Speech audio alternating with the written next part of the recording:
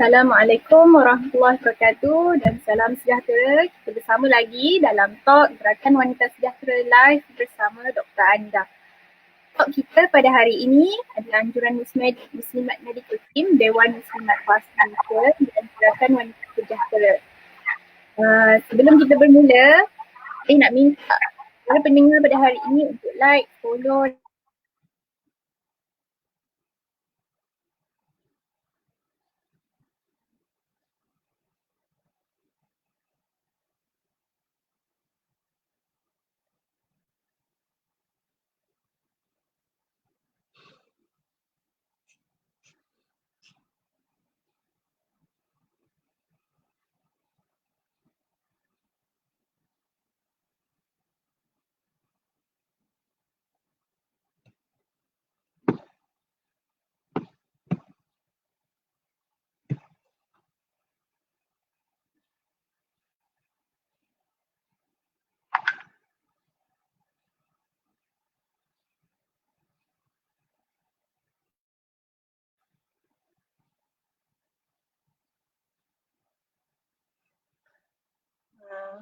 Assalamualaikum warahmatullahi wabarakatuh. Ada masalah teknikal sikit saya rasa ni sebab tak berapa dengar MC, suara MC. Ke saya yang tak dengar?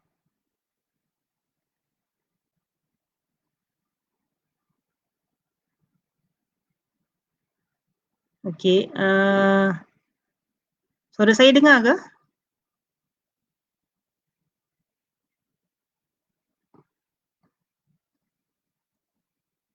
Boleh saya teruskan kalau tak dengar mungkin siapa-siapa boleh bagi tahu saya Okay, Assalamualaikum warahmatullahi wabarakatuh dan terima kasih pada Amy yang selaku MC pada pagi ini.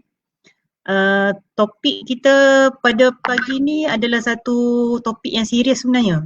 Dia melibatkan gangguan seksual. Tapi kalau kita tengok, kalau macam saya pun nak cari data ke, nak cari maklumat tentang gangguan seksual ni di talian, dia tak banyak. So mungkin kita merasakan gangguan seksual ni adalah satu benda yang orang kata tabu masyarakat. Maksudnya kita segan nak berbincang atau malu nak berbincang sebab kita rasa benda ni macam perkataan seks. Perkataan seks tu sendiri bila kita sebut pun kita rasa macam tak sedap nak dengar kan. Tetapi pada hakikatnya gangguan seksual ni sedang berluasa zaman dah, terutama masa COVID ni Kita tengok, kalau kita tengok kajian-kajian yang dibuat terutama untuk anak-anak yang duduk di rumah lah. Ada kajian yang menunjukkan mengatakan gangguan seksual ni statistik dia bertambah apabila COVID PKP berlangsung. Contohnya kalau di kalangan rumah ataupun ahli keluarga yang dia punya pelaku tu adalah di kalangan ahli keluarga sendiri. Ya, contoh datuk ke, pak saudara ke, ayah tiri ke, ataupun abang sendiri boleh melakukan gangguan seksual pada anak-anak remaja kita, terutama yang anak remaja wanita lah. So kita kena tengok balik, ini adalah satu topik yang kita perlu bincangkan. Dan cuma saya kat sini pada hari ini kita cuba tekankan aspek psikologi sebab itulah kepakaran saya. Mungkin dari segi bab undang-undang atau bab-bab yang berkaitan mungkin saya sentuh sedikit saja sebab saya rasa ada orang yang lebih layak untuk membincangkan. Cuma saya punya maklumat hari ini adalah untuk try membincangkan apakah itu gangguan seksual dan macam mana kita nak bantu mangsa dan keluarga dari segi sudut aspek psikologi, insyaAllah.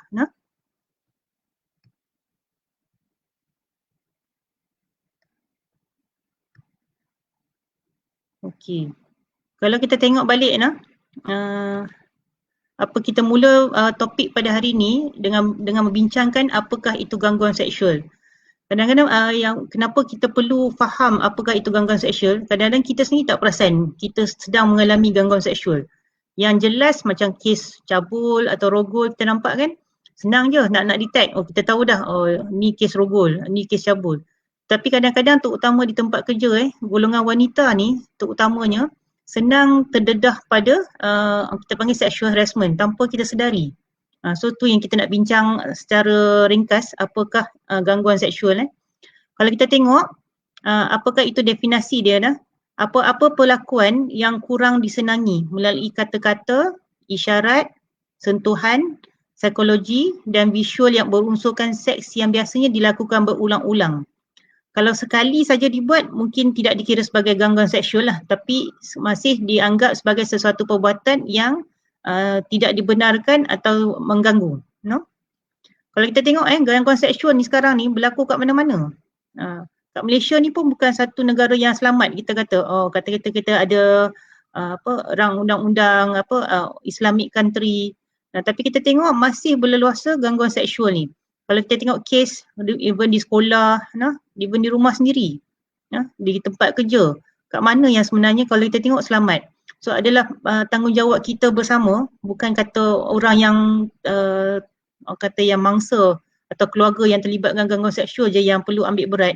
Tapi ini adalah orang kata satu tanggungjawab semua, termasuk daripada individu kepada golongan pimpinan di atas. So saya akan try bincangkan persoalan-persoalan yang saya jumpa masa saya tengah nak buat slides ni. Persoalan-persoalan yang sering ditanya untuk berkaitan dengan gangguan seksual. Kalau kita tengok, kita kata mitos ni adalah andaian yang tidak benar lah. Kita kata gangguan seksual ni jarang berlaku. Tetapi kalau realitinya, kalau kajian ni boleh buat oleh Sabita 2001 di Malaysia mengatakan 42% hingga 70% pekerja wanita di Malaysia ni telah mengalami gangguan seksual. Kalau di overseas pula, kalau tengok perangkaan UN, United Nations, mendapati seorang daripada 3 wanita biasanya akan mempunyai pengalaman gangguan seksual sekurang-kurangnya sekali seumur hidup. So mitos yang kedua pula, adakah hanya wanita muda yang diganggu? So kalau kata macam orang tua macam kita ni kan, saya pun dah golongan tua dah ni. So, kita tengok takkan ataupun akan terlepas daripada gangguan seksual. Tapi realitinya, keganasan seksual ni boleh berlaku pada semua wanita pada satu-satu masa dalam kehidupan mereka. Tak kira usia, tak kira penampilan, fizikal atau status perkahwinan. Sama ada kita dah berkahwin ke, kita bertudung labuh ke, dia boleh akan jadi gangguan seksual. So kita kena tengok balik isu-isu ni. So kalau kita tengok kan gangguan seksual ni selalunya berlaku, ni ikut teori lah disebabkan penyalahan guna kuasa. Kadang-kadang orang yang melakukan gangguan seksual ni, mereka rasa mereka ni kena ada kuasa, nak tunjuk mereka ni power, dominan. Dan dia suka mengganggu dan menakutkan orang-orang yang tidak berkuasa ni. Contoh, kalau kita tengok dalam kes-kes gangguan seksual di tempat kerja, selalunya pekerja yang melakukan gangguan seksual ni, dia akan ambil orang yang sama pangkat dengan dia, ataupun orang yang bawahan daripada dia. Jaranglah kita tengok gangguan seksual tu, dia buat atas orang yang lebih tinggi statusnya. Tetapi walau bagaimanapun ada kes-kes yang saya jumpa berlaku di mana orang bawahan tu dia attack lah kita panggil, dia harass orang majikan di atas. Okey. Selagi kita tengok betul ke orang yang berpakaian atau berperkelahian seksi ni memang diminta untuk diganggu secara seksual. Ini pun satu kenyataan yang kena hati-hati. Kita kata dia pakai seksi macam tu, patutlah dia kena. So kenyataan-kenyataan ini sebenarnya tidak membantu kalau kita tengok bukan orang yang seksi ni dia suka diganggu atau dia memang saja-saja nak diganggu secara seksual. Tetapi walaupun saya kata macam tu, dia dia akan orang yang berpakaian seksi ni dia lebih berisiko tinggi untuk mendapat gangguan seksual. So kalau kita tengok kan gangguan seksual macam saya sebut tadi lah, kadang-kadang kita pakai tudung, baju tutup aurat pun boleh diganggu secara seksual. Kalau ikut kajian menunjukkan. Okey, satu lagi, gangguan seksual ni adalah perkara kecil. Benda yang kita tak payah beratkan lah. Kata depa muda-muda ni biar pi lah. Kita kata dan satu keseronokan dan menggoda. Lepas tu kita kata golongan wanita yang kena ganggu ni disuka. Walaupun nampak macam pura-pura tak. Contohlah kita kata dia syok je tu dapat attention daripada lelaki tu contoh. Kalau kita kata kita baik pula dengan kita tahu lelaki majikan rakan sekerja kita tu memang jenis yang suka suka tengok orang-orang yang cantik contoh. Bila dia ganggu kawan kita yang cantik tu kita dia pun samalah suka tu. So kita tak boleh buat andaian macam ni, bahaya So kalau tidak kita tak akan menyokong kawan-kawan kita yang diganggu ni. So sebenarnya gangguan seksual ni bukan menggoda. Kita akan rasa orang yang diganggu ni akan rasa tidak selesa. Tu yang kata definisi atas tadi, dia tak berapa selesa dan dia tak suka. Kalau kata contoh Kalau kita tak ada istilah yang tidak disuka ni, kita rasa mengganggu. Contoh, kalau kita hubungan suami isteri kat rumah, kalau suami kita duk kacau kita, goda kita, adakah kita kata tu gangguan seksual? So jadi tak betul lah. So definasi tu akan mengatakan kita tidak selesa dengan gangguan seksual tu nah. Okey, kalau kita tengok balik macam saya sebut tadi gangguan seksual ni merupakan permainan kuasa yang menggunakan sexuality untuk merendahkan orang lain Kalau kita tengok mangsa-mangsa kebanyakan yang menerima gangguan seksual ni, kalau kita kata suka kan, kebanyakan kita tengok dia sampai meninggalkan kerja. Dia tak pergi kerja sebab takut. Untuk elakkan gangguan seksual di tempat kerja. So, lagi satu kalau kita kata mitos yang mengatakan kalau kita buat tak tahu je lah gangguan seksual tu dia akan hilang. Sebenarnya kajian menunjukkan kalau kita abaikan atau kita tak beraduan, perbuatan tu tidak akan berhenti sendiri. So pengganggu tu akan sentiasa mengganggu kita sebab dia akan nampak bila kita tak buat apa-apa ataupun kita tak report, dia nampak benda tu macam sign, oh kita setuju dah yang kita suka ataupun kita okey dengan gangguan tu. So ini kena hati-hati Terus mitos yang seterusnya banyak wanita membuat dan melakukan cerita-cerita palsu gangguan seksual ni untuk kembali ke majikan mereka atau orang lain yang telah menimbulkan kemarahan. Maksudnya macam kita kata orang yang buat aduan gangguan seksual ni sebab dia nak kenakan balik dia punya bos. Sebab dia orang tak suka dengan bos dia ataupun tak suka dengan rakan sekerja dia contoh. Kalau kita tengok kajian menunjukkan kurang daripada 1% aduan adalah palsu. Maksudnya 99% ke atas tu adalah betul. Kita jangan ambil ringan lah kalau kata rakan sekerja kita ke even anak-anak kita bagi tahu kata mereka diganggu.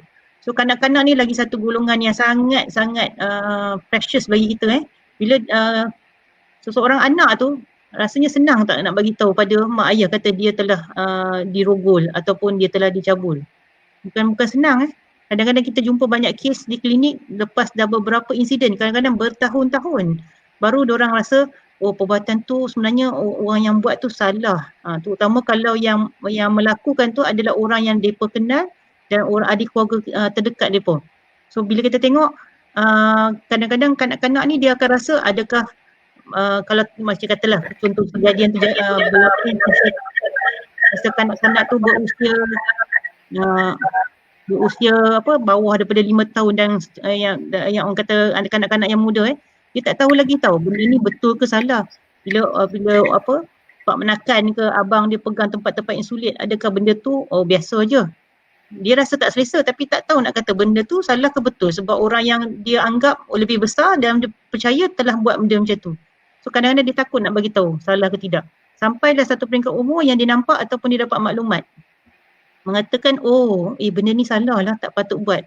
Dan dia pun dah makin besar dan dia rasa malu nak cerita dan baru dia sampaikan. Kadang-kadang pun dia tak sampaikan pada keluarga terdekat. Dia mai jumpa doktor. Ada kes-kes yang mai jumpa doktor terus. Bagi tahu sebab dia tak tahu nak bagi tahu pada keluarga. Ataupun di sekolah.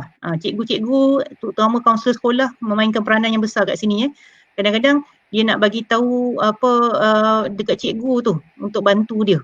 So kita kena alert kalau nampak lah kata dia mai ulang-ulang alik dekat bilik kita tapi tak masuk-masuk. Ataupun dia tunjukkan perbuatan yang macam nak cakap dengan kita tapi tak cakap. So kita kena alert dengan kita kena non-verbal communication ni dari kalangan kanak-kanak dan remaja Dan ibu bapa pula jangan pula kita rasa kenapalah mereka tak bagi tahu kita sebab kita kena faham situasi kalau kanak-kanak ni atau remaja bila sesuatu benda yang buruk dan dia rasa benda ni akan menyebabkan mak ayah dia sedih atau menyebabkan dia rasa mak ayah rasa kecewa dengan mereka. So agak susah mereka untuk memberitahu kepada ibu bapa sebenarnya. Okey. So ni satu lagi lah, menarik juga ni, adakah wanita sering jadi mangsa gangguan seksual? Dia tak betul kebanyakan kes memang melibatkan lelaki mengganggu wanita. Tetapi ada kes yang lelaki juga terancam dan saya pernah jumpa sendiri kes yang macam ni di Kedah So dua-dua faktor jantina ni memang kita kata wanita yang lebih lebih senang diganggu. Tapi jangan lupa lelaki pun bila dia buat aduan gangguan seksual, kita jangan ambil macam kata remeh, kata takkan lelaki pun nak kena ganggu. Tu yang menyebabkan kadang-kadang lelaki pun takut untuk ataupun risau bila nak buat aduan seksual sampailah dah bertahun-tahun terseksa dan emosi terganggu, barulah dia keluar nak minta pertolongan Okey, dan kes-kes lah ni kita tengok ada juga kes bukan kata berbeza jantina, sama jantina pun sama juga. Kadang-kadang wanita ganggu wanita. Nah, kes lah ni akhir zaman macam-macam benda yang boleh berlaku. Ataupun lelaki mengganggu lelaki. Okey, kalau kita tengok kesalahan seksual daripada 2016 ke 2019, ni antara pecahan yang simple lah kita buat Kes ini yang dituduh di mahkamah kes rogol, cabul, sumpah mahram dan gangguan seksual Kalau kita tengok kes rogol tu nampak macam menurun. Cabul pun kita tengok makin menurun. Cuma kekhawatiran saya, adakah disebabkan kes-kes ini tidak dilaporkan?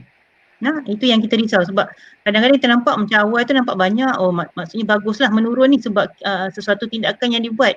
Tapi kalau kita tengok kes-kes yang main dirujuk ke psikiatri yang tidak melalui proses laporan polis ke apa, kebanyakannya makin meningkat sebenarnya. Kita tengok ada je kes kalau kita jumpa kes-kes yang kemurungan contoh dia main dengan rasa sedih. Bila kita korek ada juga kes yang terlibat dengan gangguan seksual ni sebenarnya. So kalau kita tengok kanak-kanak pula, statistik kanak-kanak kalau kita tengok daripada tahun 2010 ke Mei 2017 sebanyak 22,000 kes penderaan seksual berlaku. Kalau paling banyak tu 13,000 lah. 2,272 kes rogol, 6,014 cabul, 1,796 sumbang mahram, 1,152 perbuatan di luar tabi'i. Kalau kita tengok 2018 sahaja 3,308 kes penderaan dilaporkan dan daripada situ 1,921 kes penderaan seksual. So sangat banyak dalam setahun tu. So benda gangguan seksual ni macam kita bincang tadi lah adalah bukan satu fenomena yang kita boleh ambil ringan. So, dia semakin meningkat dan semakin banyak di masyarakat sekarang. So peranan ibu bapa untuk kanak-kanak dia sangat penting dalam memberi penerangan pada kanak-kanak bagi mengelak jenayah ni berterusan. Dan kita kata sex education ni lah. Banyak kontroversi yang mengatakan perlu tak kita bagi sex education, apa yang patut disampaikan dan umur berapa yang sesuai. So benda ni perlu dibincangkan supaya konten yang betul diberi pada kanak-kanak dan saya percaya Kementerian Pendidikan pun telah bekerjasama untuk memberikan pendidikan awal.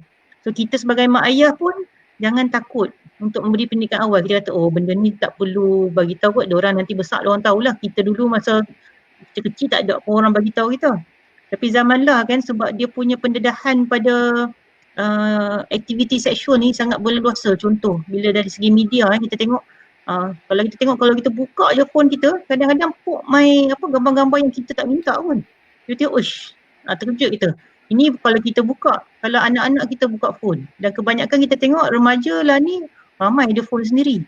Dan banyak je tak ada tapisan.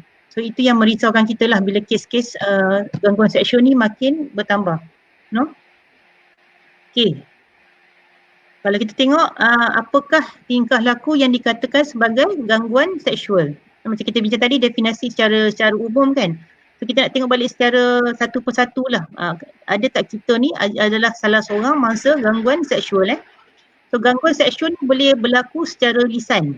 Dia menggunakan bahasa lucah ke, melalui perbualan, dia berjenaka ke, membuat bunyi-bunyi ke, memberi kritikan atau pujian yang berunsur seksual atau mengaju soalan berunsur seksual ke atas penampilan kita, pakaian, tingkah laku, tubuh badan atau aktiviti seksual. Contohlah dia kata, saya rasa nak peluk lah awak hari ni, nampak cantik lah.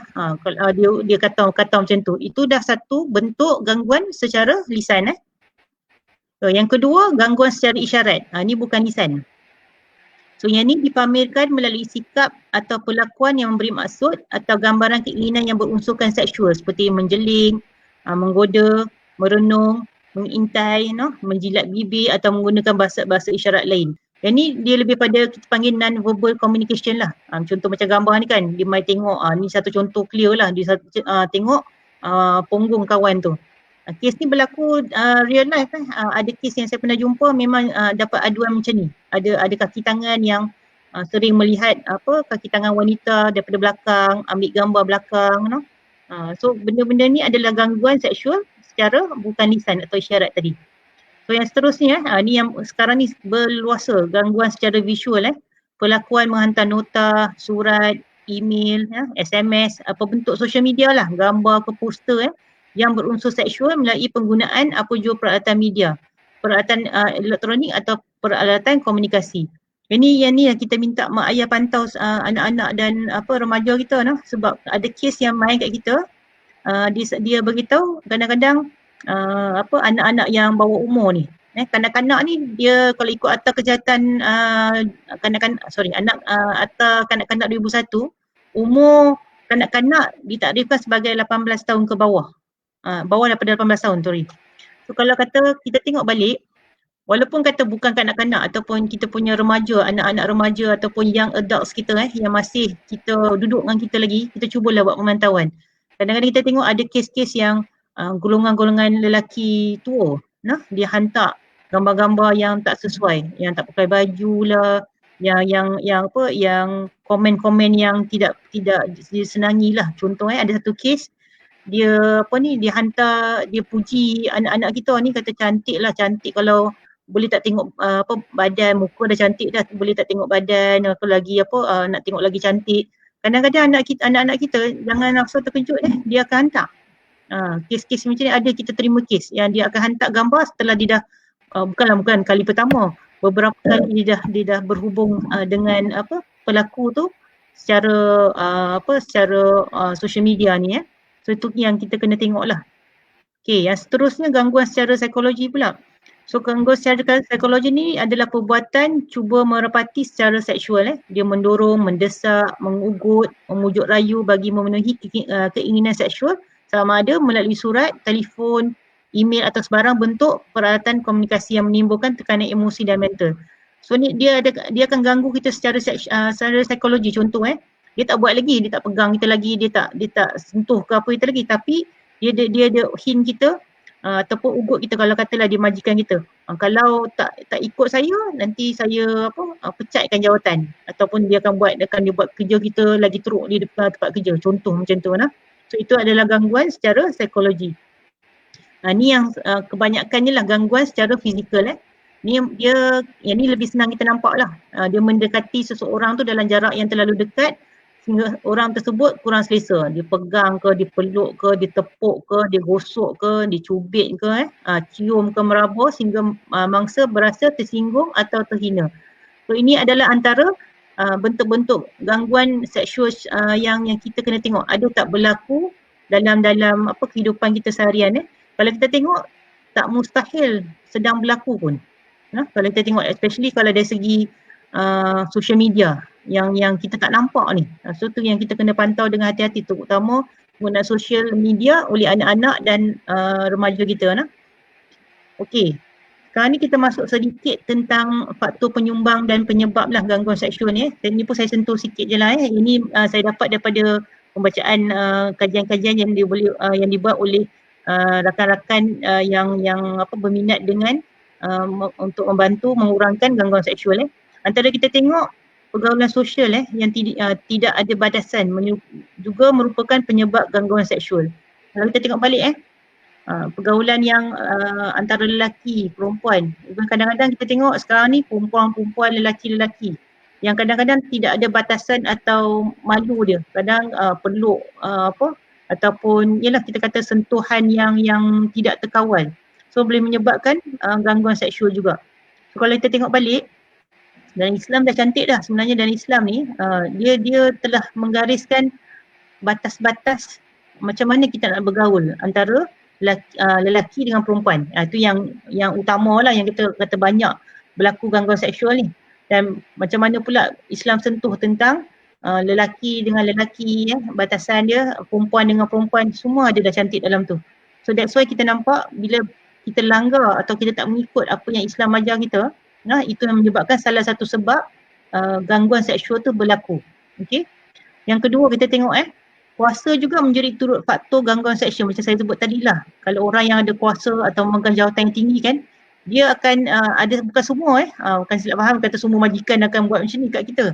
Tak, dia ada orang tertentu ni dia akan rasa kuasa ni mendorong depa untuk memenuhi naluri seksual depa. So itu yang dilakukan gangguan seksual terhadap anggota bawahan. So yang seterusnya kita tengok kadang-kadang budaya masyarakat kat situ. Ada setengah tu dia kata antara kawan-kawan dia kan.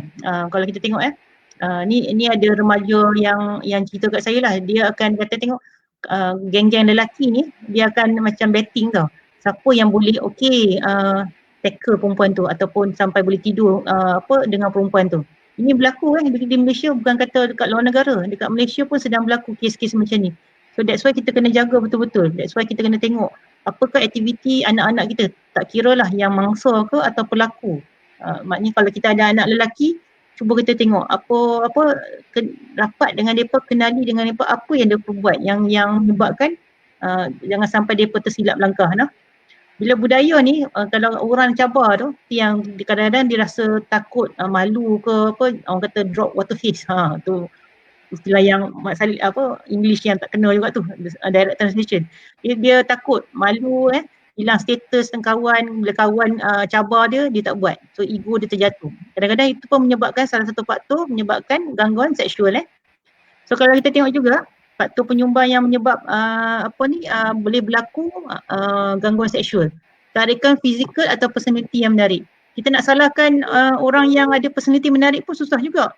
Cuma yang kita boleh buat atau fizikal dia memang orang yang sangat cantik. Kita nak boleh kata takkan nak kata pakai jadikan muka awak buruk ke pakai jadi personality yang buruk pula supaya kurangkan gangguan seksual. Cuma kat sini yang kita boleh buat, kita cuba distance ataupun kalau kita tahu kita ni orang suka nak main tengok kita ke kan, atau personality kita yang memang menarik orang untuk bercakap dengan kita, so kita kena belajar untuk berkomunikasi dengan lebih baik. Satu lagi yang macam kita bincang tadi lah yang saya sebut kat atas, cara pemakaian individu kan. Cara pemakaian individu tu macam saya sebut tadi, orang yang berpakaian seksi ni bukan sebab dia nak tarik orang untuk mengganggu dia, tapi dia berisiko agak tinggi lah untuk diganggu. Okay. Yang ni kita tengok yang sekarang ni yang kita agak risau ni adalah media sosial. Media sosial yang tiada sekatan antara pemantauan ni. Siapa-siapa pun boleh masuk, siapa-siapa boleh masuk website pornografi ke apa.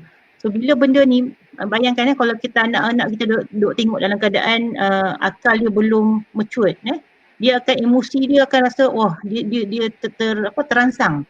Kat mana dia nak channelkan benda-benda ni. So kadang-kadang dia buat secara fizikal sebab tu benda tu eksperimen. Dia tak fikir disebabkan kematangan yang belum ada tu, dia tak fikir tu, terutama untuk yang gadis kita lah, anak-anak perempuan benda kata dia syok buat benda tu, tapi dia tak nampak jangka masa panjang bila kata mengandung ke ataupun nanti dia nak kahwin nanti satu hari nanti, bila dia darah tu dah tak ada, dia tak fikir benda-benda tu. So tu yang kita nak kena tengok dari segi bahagian pendidikan tadi, macam mana kita nak bantu dan macam mana kita nak lahirkan anak-anak kita dalam keadaan yang dan jaga mereka ni dalam keadaan yang selamat. Okay. Saya masuk sikit bab undang-undang. Undang-undang saya sebut sikit je lah sebab saya pun tak berapa nak mahir pasal undang-undang ni. Saya rasa kawan-kawan kita di Gerakan Wanita Sejahtera pun ada grup lawyers yang boleh bantu kalau kata selepas ni ada mangsa-mangsa yang nak bertanya tentang undang-undang berkaitan. Kalau kita tengok ni undang-undang berkaitan gangguan seksual di tempat kerja lah. So gangguan seksual ni dilindungi di bawah bahagian Akta Pekerjaan 1955. So Kementerian Sumber Manusia pun telah mewatarkan satu kod amalan yang dikenali sebagai kod amalan untuk mencegah dan membasmi gangguan seksual yang saya sebut kat bawah ni lah yang berlaku di tempat kerja pada 17 Ogos. So akta-akta lain yang berkaitan atau bersangkut dengan gangguan seksual ni adalah Akta Kanun Keseksaan 574 dan Akta Gangguan Seksual. So yang berkaitan dengan kanak-kanak pula yang paling baru adalah Akta Kesalahan Seksual terhadap Kanak-kanak 2017. Yang ni terpakai bagi kanak-kanak yang berumur di bawah 18 tahun. So akta yang berkaitan juga adalah Akta Kanak-kanak 2001, Kanun Keseksaan Kesalahan Jenayah Seksual terhadap Kanak-kanak. So kalau kita tengok dalam undang-undang kita sendiri pun, dia kesalahan seksual ni bukan satu bila dah disabit kesalahan, dia punya hukuman tu sangat berat. Saya punya thesis masters sebelum ni dekat USM berkaitan dengan kesalahan-kesalahan sexual offender. Bila kita masuk interview dekat penjara orang-orang yang pernah melakukan kesalahan seksual ni, kadang-kadang kesalahan seksual ni ada yang kita kata dua-dua pihak bersetuju. Contoh kita panggil kalau bahasa perubatan ni ada yang kita selalu gunakan consented atau tidak, mendapat keizinan atau tidak. Contoh kanak-kanak yang berusia 18 tahun, di bawah 18 tahun kalau mereka memang setuju, boyfriend mereka kata, yang kata boyfriend umur 19, dia umur 15. Masih walaupun dia consented, tapi kalau ikut akta, dia masih adalah salah. Dan orang-orang yang macam ni bila di report ni kita tengok budak-budak muda ni bila kita tengok dalam penjara, nak kesian pun kesian juga sebabnya bila tanya berapa lama akan duduk dalam penjara ni, ada yang 20 tahun, ada yang 25 tahun, ada yang 30 tahun mengikut kesalahan yang dia perbuat. So itu yang kita nak cuba kan, bukan saja kita nak tengok masalah mangsa pelaku ni pun kalau kita tengok anak-anak lelaki kita, cuba kita cegah awal. Kalau tidak kan nanti bila mereka melakukan kesalahan-kesalahan seksual ni secara tidak langsung atau secara langsung, masa depan mereka habis bila masuk penjara dan disabit kesalahan. Okay. Satu lagi hal yang saya nak sebut kat sini lah berkaitan dengan masalah undang-undang atau dari segi legal issues lah kita panggil yang berkait dengan perubatan. Bila kes-kes yang main kat kita, contoh kes rogol ke ataupun kes consented ke, consented ni mendapat persetujuan mangsa tu sendiri dia main dengan keadaan dia mengandung. Okay. Ini salah satu dilema yang sangat besar untuk mangsa dan keluarga sebenarnya tu, terutama kalau kes tu adalah kes rogol. Kalau kita tengok kebanyakan kita akan bertindak meminta untuk kandungan itu digugurkan. Tetapi kalau kita tengok balik, ada beberapa peringkat yang kita nak perlu buat pemeriksaan dan perbincangan kita panggil dekat hospital multidisiplin lah. Melibatkan kalau kata bawa kanak-kanak melibatkan psikiatri pakar kanak-kanak, JKM, dari segi kita tengok undang-undang, kaunselor, semua yang terlibat, keluarga, mangsa tu sendiri, kita mengambil kira semua faktor sebelum kita buat penilaian boleh pregnancy tu digugurkan atau tidak. Dia bukan satu solution yang kita ambil mudah lah sebab kita nak kata pregnancy ni boleh digugurkan kan secara mudah disebabkan mangsa tu tak mahu ataupun mangsa tu bukan rela dirogol. Kita tak boleh ambil kira yang tu saja sebab ini ada melibatkan satu nyawa lagi. So kebanyakan undang-undang di Malaysia ni sangat ketat dari segi pengguguran anak-anak. Kalau di hospital kerajaan tidak boleh dibuat selagi tidak ada kita panggil kriteria yang betul. Kalau kata penyakit contohlah yang saya pernah alami sendiri kes-kes yang dirujuk katalah remaja tu mengalami gangguan kemurungan yang teruk. Itu je saja yang menyebabkan dia nak gugurkan anak dan keluarga pun nampak tertekan. Tapi yang kita buat kalau kita tengok dari segi balik pada kriteria untuk termination kan, kita tengok adakah kemurungan tu sendiri akan menyebabkan life threatening condition pada ibu dan anak. Kalau kita buat penilaian kata mengadakan ada, baru kita bersetuju untuk termination dijalankan. Kalau kita rasa kemurungan ni masih boleh dirawat dan ada cara lain untuk mengatasi kemurungan ni, kita akan kata tidak boleh lah untuk termination. Bila kita kata tidak boleh tu, bukan kita lepas tangan macam tu juga lah. So that's why kita ada multidisiplin untuk membantu mangsa dan keluarga ni. Dan saya percaya banyak juga NGO yang terlibat untuk membantu kita punya mangsa dan keluarga dalam kes-kes macam ni. Ada saya pernah jumpa juga rumah perlindungan wanita yang saya tahu ada di Johor. Kat Kedah ni pun saya tengok ada yang saya pernah pergi tengok pesakit-pesakit saya sendiri yang mengandung yang mendapat perlindungan di situ. Okay. So ni yang topik yang kita nak bincang panjang sikit lah sebab ini topik berkaitan dengan pekerjaan saya sendirilah. Okay. Kita nak bincang tentang kesan psikologi pada mangsa dan gangguan seksual ni. Kalau kita tengok stigma yang berkaitan gangguan seksual ni sangat tinggi sebenarnya. Kalau kita tanya diri kita sekarang lah, kalau kita terdengar je katalah contoh, anak jiran kena rogol. Apa yang terlintas awal-awal? Kebanyakan kita akan kata, itulah mungkin dia tak jaga kot, that's why kena rogol. Itulah keluar malam ke. Kita akan buat banyak andaian. kita jarang yang kita jumpa yang kita dengar kata okey kesian mangsa tu kena rogol.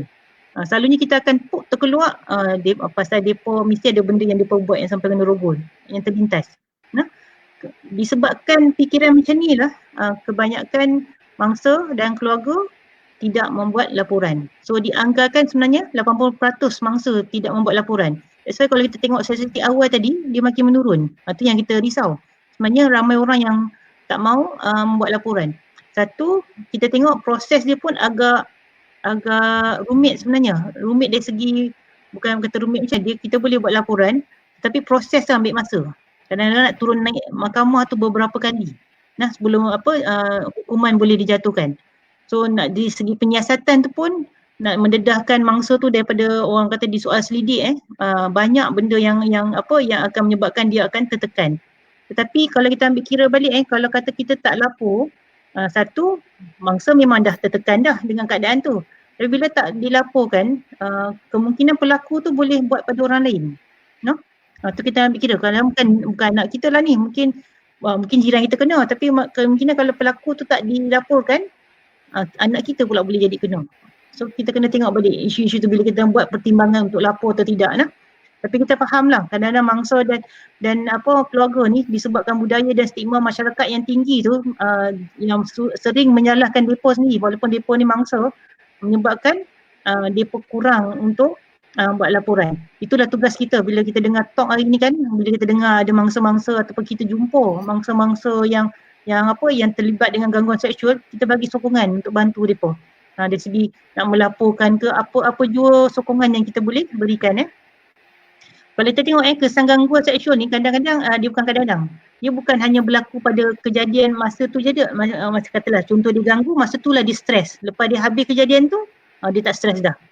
Dia bukan macam tu. Sebab bila jadi macam tu, contohnya macam kita exam kan. Kita exam kita stres tu. Lepas habis exam, okey dah, stres tu hilang.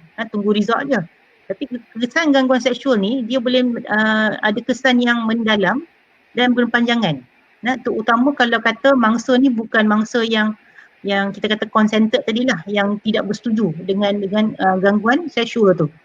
So dia yang kita nak bincang hari ni dia banyak akibat lah daripada gangguan seksual ni. Contohnya saya sebut tadi kan, mangsa tu boleh jadi mengandung tanpa dia rela. Salah satu. Ada mangsa yang dipukul, physically kena teruk, dipukul sebab masa dirogol contoh. Banyak kesan-kesan fizikal yang lain. Cuma yang kita nak konsentrate, yang untuk saya konsentrate gangguan seksual yang dari segi kesan psikologi dan kesan emosi. Kalau kita tengok secara mitas selalu ayat di bawah ni. So kalau kita tengok mangsa gangguan seksual dan keluarga menanggung malu. Ini pun salah satu kesan psikologi dan emosi. Sebab dia percaya masyarakat akan memandang serong. Walaupun bukan semua masyarakat memandang serong, tapi bila kita faham atau kita cuba nak memahami mangsa dan keluarga ni, bagi mereka bila berlaku je kejadian tu, itu yang diorang pandang. Dia akan tanggung malu. Lepas tu mangsa tu sendiri akan hidup dalam ketakutan mengenangkan perkara yang telah berlalu dan takut untuk meneruskan kehidupan yang lalu. Kadang-kadang saya pernah ada satu kes dia nak tengok orang lelaki pun dia tak berani. Nak cakap dengan orang lelaki pun tak berani. Sebab dia takut. Terutama kalau orang yang ada mirip orang yang pelaku yang pernah melakukan gangguan seksual kat dia. So ini satu lagi contoh psikologi yang boleh didapati atau berlaku pada mangsa-mangsa kita. So mangsa ni terus akan mengalami tekanan dan kalau tidak diatasi dan tidak dirawat, dia akan menjadikan pada komplikasi yang lain yang saya akan cerita selepas ni. Okay. So sebelum saya masuk pada tekanan-tekanan dan stres yang terlibat dengan kesihatan mental ni, so saya nak mention sedikit lah untuk kita sendirilah. Apa itu kesihatan mental yang baik So kalau kita nak menilai diri kita atau orang yang kita nak bantu adakah kesihatan mental mereka baik, dia ada 4 aspek. Satu, kita menyedari tentang keupayaan diri kita. Menyedari tentang keupayaan diri kita, contoh untuk elakkan diri kita daripada stres yang terlampau. Kadang-kadang tengok saya ni orang yang boleh buat kerja last minute tak? Boleh, betul ke tak betul? Kalau kata kita rasa kita mampu, kita estimate dengan betul, tak apa. Tapi yang kadang-kadang berlaku menyebabkan seseorang tu stres, dia kadang-kadang underestimate, dia rasa dia tak mampu ni, ataupun dia overestimate. Betul, saya mampu ni, tiba-tiba last minute memang stres tinggi sebab tak siap pun, contoh bila kata kerja last minute tadi. Yang kedua, dia dapat mengendali tekanan dengan baik. Walaupun dia stres tinggi ni, tapi dia boleh handle stres dia. Kita nak tahu dia boleh handle stres dengan dia, contoh dia boleh bekerja dengan produktif. Dalam stres tu pun dia boleh bekerja. Dan dia masih mampu menyumbang pada masyarakat. So ayat yang last ni, mampu menyumbang pada masyarakat, dia tak mestinya contoh kita kena buat sumbangan yang besar-besar. Contoh kalau katalah kita ni sebagai ibu, ayah, kita boleh menyumbang pada keluarga kita, anak-anak boleh menyumbang pada mak ayah kita. Maknanya kita ada role dalam kehidupan seharian tu. Ini yang kita katakan kesihatan mental yang baik. So kalau kita tengok kesihatan mental ni, dia berkait rapat dengan kehidupan seharian. Cuma kadang-kadang ada orang dia salah faham. Bila kita sebut kesihatan mental, terus dalam fikiran dia, oh ni penyakit mental ni. Dia tak berapa tepat. Dia memang ada kaitan tapi tak berapa tepat. Semua orang perlu ada kesedaran untuk menjaga mental health masing-masing. Yang ni yang kita lupa, yang ni yang selalu saya tekankan dalam banyak ceramah saya sebab kita nampak kebanyakan daripada kita, dia sangat tertumpu pada masalah fizikal. Kalau tanya, risau sakit apa? Takut sakit jantung, sakit kanser, sakit apa sekian-sekian. Tapi saya jarang dengar, kecuali yang dirujuk ke kita lah. Yang dengar kalau kata kawan-kawan kita, oh saya ada sakit berkaitan minda saya risau, saya sedih. Padahal itu yang memang diorang alami.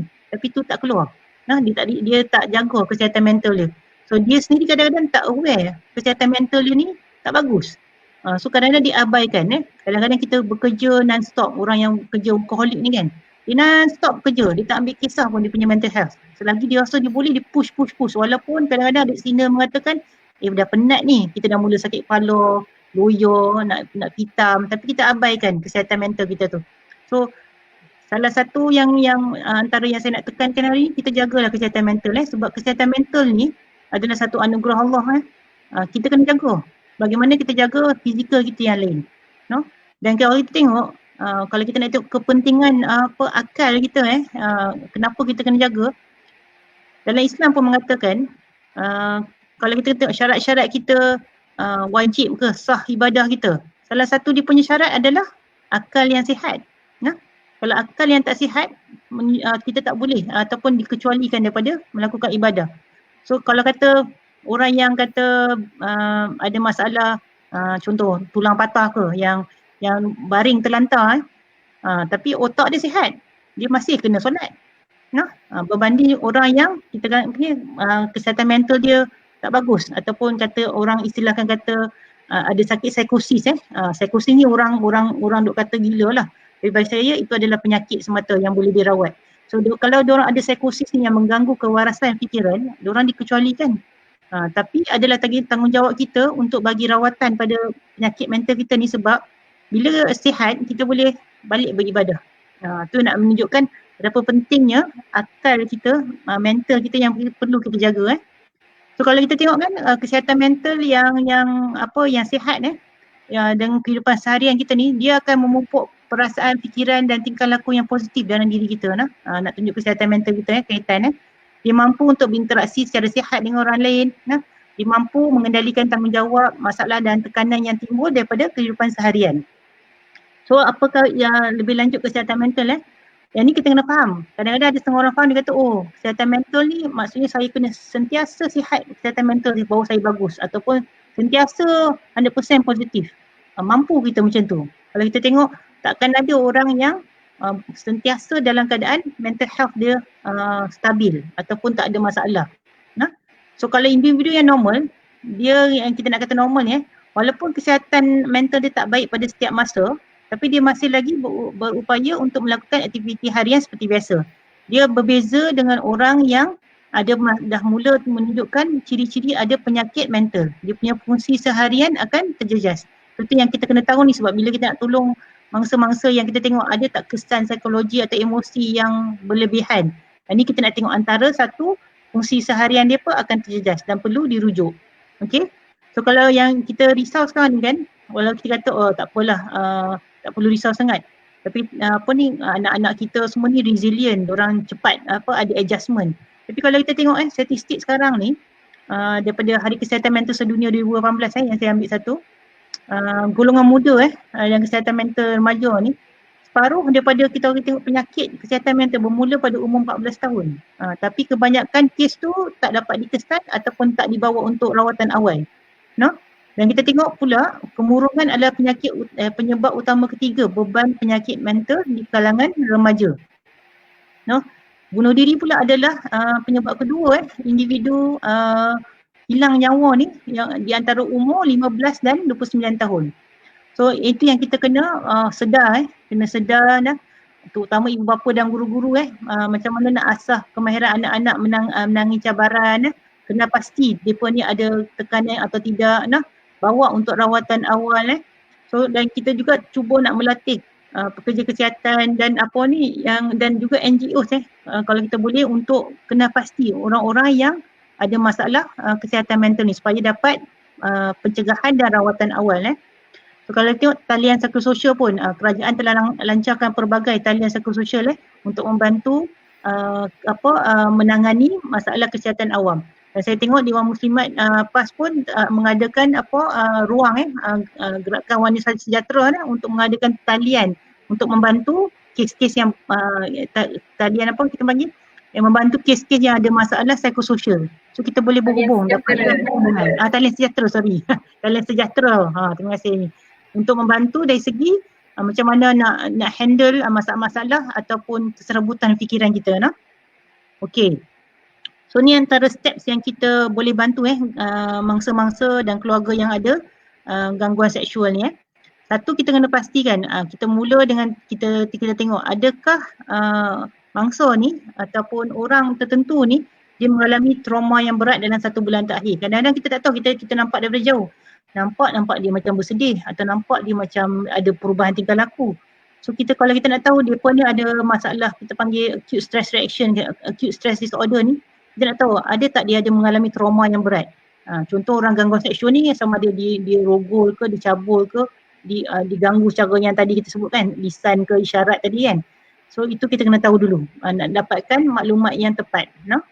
Yang kedua, kita pula kena tahu gejala gangguan stress acute ataupun acute stress reaction ni. Acute stress reaction ni dia berlaku apabila seseorang selepas seseorang tu mengalami trauma yang teruk. Antara tanda dia kita nampak dia nampak gelisah, kadang boleh nampak muka pucat dan dia komplain jantung dia rasa laju je. Dia tak ada penyakit jantung, pergi check lah doktor banyak kali pun doktor kata jantung dia normal je. Kita rasa susah nak tidur malam, susah nak bagi tumpuan sampai selalu buat kesalahan, jadi lupa. Orang cakap sikit mudah tersinggung, jadi bergaduh. Makan pun kita nampak dah makin sama ada kurang atau bertambah. Dia perubahan selera makan. Atau dia tengok dia asyik mengadu tanda-tanda fizikal. Sat-sat sakit kepala, sat-sat sakit perut, sat-sat sakit dada, sat-sat dia rasa macam nak muntah. So ini antara stres yang gejala stres yang kita kena tengok. Ada tak pada kita suspek kata ada mangsa gangguan seksual ni. So kita tengok apakah definisi acute stress disorder ni. Dia adalah gangguan mental yang muncul 1 bulan setelah kejadian trauma. Dalam 1 bulan tu kita panggil acute stress disorder. Kalau tak dirawat dan berterusan, namanya lepas sebulan tu dia akan ni lebih pada teknikal lah. Kita akan panggil post traumatic stress disorder, iaitu masalah kesihatan mental yang berlangsung lama disebabkan tidak mendapat rawatan yang awal. So lepas tu kita tengok pula apa yang kita macam mana nak bantu. Kita tengok ada tak munculnya gejala dissociation, dissociative lah kita panggil ni.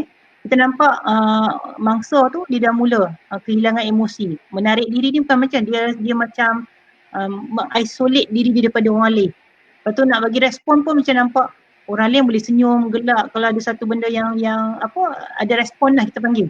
Tapi dia diam je, tak berkata apa, sedih pun tak nampak, happy pun tak nampak. So kita pantau tengok. Kadang-kadang kita tengok dia tak alert dengan keliling. Kadang-kadang jalan pun boleh terlanggar ke ataupun orang bagi arahan bekerja ke, dia tengok je tak boleh buat. Ataupun kita tengok anak-anak kita kalau kata dari segi study pun dia drop. Daripada performance okey, tiba-tiba pasal apa ni tak mau nak study, tak mau nak ambil kisah pasal homework dia. So ni antara kita nak kena alert. Kena alert macam ni kita nak bantu mereka ni. Kadang-kadang ada yang menolak kenyataan hidup atau merasa kehidupannya tidak nyata. Dia kata dia mungkin bukan hidup ataupun dia hidup dalam dunia dia sendiri. So kita nak kena tengok Kerana dia lebih kurang sama dengan depersonalization ni lah dia rasa hilang milik identiti. So kadang-kadang bila berlaku trauma yang teruk, terutama lepas dirogol dia akan anggap benda tu macam seolah-olah tak jadi sebab itu cara dia nak lindungi otak dia daripada stres yang terlampau. Tu yang kita kadang-kadang korban trauma tu macam kita rasa dia macam kita kata ada yang amnesia ni. Dia macam seolah-olah tak berlaku lah benda dia. Kita kata dia tipu kan ni, kena set betul, set tak betul dia jadi ni. Tapi sebenarnya kadang-kadang trauma tu terlampau teruk untuk dia tanggung that's why dia block ingatan atau lupakan pengalaman hal-hal yang berkaitan dengan trauma tersebut So yang ni kita tengok juga, adakah ingatan tentang kejadian trauma tu sering muncul dia akan, kalau kata mangsa ni, dia akan membayangkan atau memikirkan kejadian trauma tu. So kadang-kadang susah kalau kata kita bila kita buat satu kenyataan, kita tak payahlah fikir dah biarlah benda tu dah lepas, lupakanlah. Perkataan ni kita sebagai orang nak cuba mendekati, kita nak cuba tolong sebenarnya. Tapi bila kita kata macam tu kena hati-hati sebab kadang-kadang bila kita kata macam tu, respon dia akan jadi luar biasa, dia akan marah. Sebab perkara-perkara trauma ni bukan satu benda yang senang nak lupa. Kadang-kadang tak boleh lupa pun. Dia akan ada sepanjang hayat kita. Cuma cara kita nak deal dengan ingatan tu yang kita nak kena belajar dan bantu dia. Dan kalau kata kita tak boleh buat, yang tu yang kita kena rujuk pada orang-orang yang pada orang-orang profesional yang memang berdepan dan memang biasa merawat. Okey, kalau kita tengok balik, dia mangsa ni pun akan kadang-kadang mimpi buruk tiba-tiba terutama pada malam hari lah bila teringat kejadian trauma tu dan kadang-kadang dia boleh ingat secara detail ingatan tu boleh tiba-tiba tengah duduk aja pun tiba-tiba tengok dia menjerit ke apa. Ataupun kadang-kadang macam contoh ada satu kes ni bukan gangguan seksual lah. Ini satu kes pesakit saya, dia pernah kena ragut dengan orang yang lelaki berkepala botak lah. So dia main klinik tiba-tiba kita dengar ada suara menjerit kat luar. Rupanya bila tanya, dia kata ada lelaki kepala botak dia nampak dekat klinik. So dia jadi terkejut. So benda tu main. Sama lah orang yang kata gangguan seksual ni kadang-kadang orang tu kadang-kadang dia nampak pakai baju yang sama colour pun. So kadang-kadang dia menjerit tu kita jangan menjerit. Kita cuba tenangkan dia, bukan kita marah dia balik. Sebab kita rasa malu dia menjerit depan orang ramai, kita pula nak suppress dia. Lebih baik kita duduk, kita cuba menenangkan dia supaya dia alami gangguan tu dan dia boleh calm down balik Okey, ni kalau kita tengok juga, kalau kata mangsa-mangsa ni dia dah mula ada cenderung untuk mengelak diri. Kadang-kadang dia elak diri pada kejadian trauma tu, dia tak pergi pada dia elak diri pada tempat atau situasi yang mengingatkan dia balik pada trauma tu. Contoh kalau lah kata dia bekerja kejadian gangguan seksual tu berlaku di tempat kerja. So dia akan elak pergi tempat kerja. So kalau macam tu apa akan jadi pada dia pada jangka masa panjang? So dia akan dibuang kerja. So tu yang kita tak mahu. So kalau kata kita tahu ada mangsa-mangsa yang ada masalah gangguan seksual, yang ni kita nak cuba bawa untuk pemeriksaan. Kalau kita nampak sampai mengganggu sebab kita boleh rawat dia dari awal, dan kalau katalah doktor yang tengok kalau kata doktor psikiatri ke doktor pakar perubatan keluarga ke even doktor biasa kalau dia nampak keadaan yang tertekan, dia boleh lihatkan dan bagi cuti sakit dulu pada gangguan seksual. Walaupun kita tak nampak tanda fizikal, tapi kita nampak psikologi dia dah terkesan dan boleh mendatangkan mudarat yang lebih lanjut. So yang tu yang kita kena tengok kadang-kadang ingatan korban ingatan trauma ni menyebabkan mangsa ni menjadi cemas, gelisah. So kita nampak dia tak tentu lah, lepas tu kita kata relax lah, orang kata take a grip kita kata try tu jadi orang kata jadi kuat, lawan. Bukan senang untuk mangsa tu nak lawan sebab dia satu benda yang kita anggap benda tu jadi masa tu. Ingatan tu walaupun kejadian tu dah lepas, dia seolah-olah trauma tu datang, perkara tu jadi macam tu juga. That's why yang dia tak boleh jadi tenang tu. Kes-kes macam ni memang perlukan rawatan lah untuk bantu dia sebenarnya. So kalau tengok ni yang saya bincang atas tadi, tanda-tanda kita nak pantau adakah mereka ni akan cenderung atau risiko mendapat penyakit mental. So kita tengok aktiviti harian dia ada tak terganggu. Contoh pasal kerja tadi yang kita mention tadi dia boleh concentrate tak. Kalau student dia boleh asyik daripada dia top first 5 dalam kelas jatuh mendorong terus kepada orang asal last, homework tak siap. So kita tengok adakah perubahan aktiviti dia ni ketara ataupun performance dia ketara drop. So adakah depa ni mental state depa atau kesihatan mental depa ni sudah terganggu, ataupun kita tengok lain, dia dah tak mau bercampur dengan orang, nak duduk dalam bilik dia tak mau keluar-keluar. So kalau ini pun akan merisaukan kita. Bukan kita kata okey tak apalah dia duduk dalam bilik tu kita tahu dia selamat. Tak mesti kalau kita nampak macam secara fizikal dia selamatlah dalam bilik.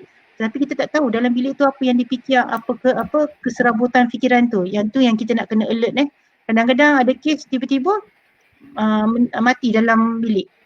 Sama ada dia ambil overdose ke, dia buat ambil pisau kelar tangan ke, sebab kita tak tahu.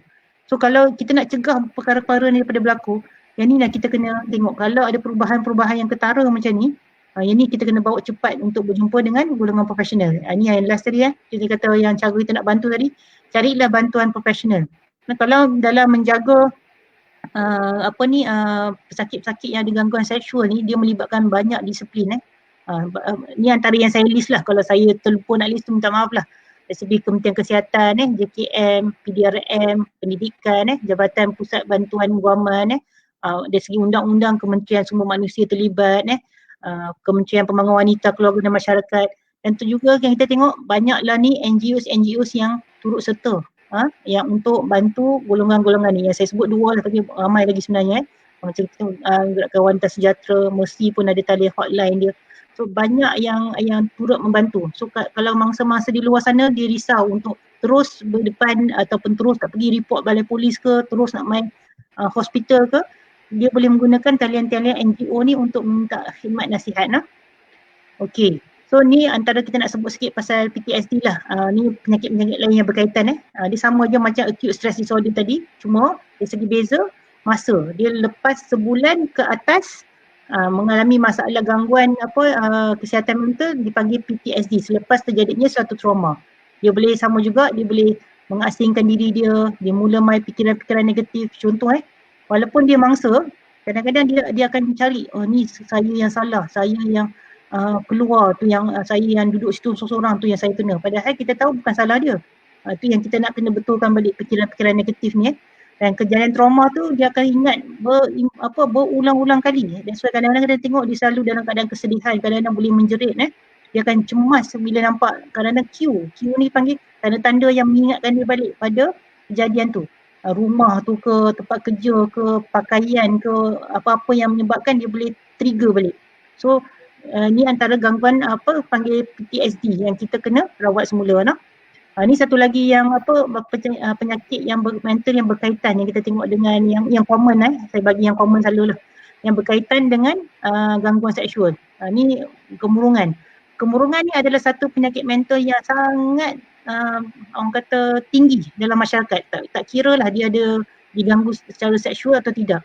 Tapi dia menjadi risiko pada orang-orang yang mangsa dan kadang-kadang keluarga juga. Apakah itu kemurungan? Kalau kita nak tengok perbezaan kemurungan dengan kesedihan biasa. Kalau contoh kesedihan yang saya nak bagi mudah lah.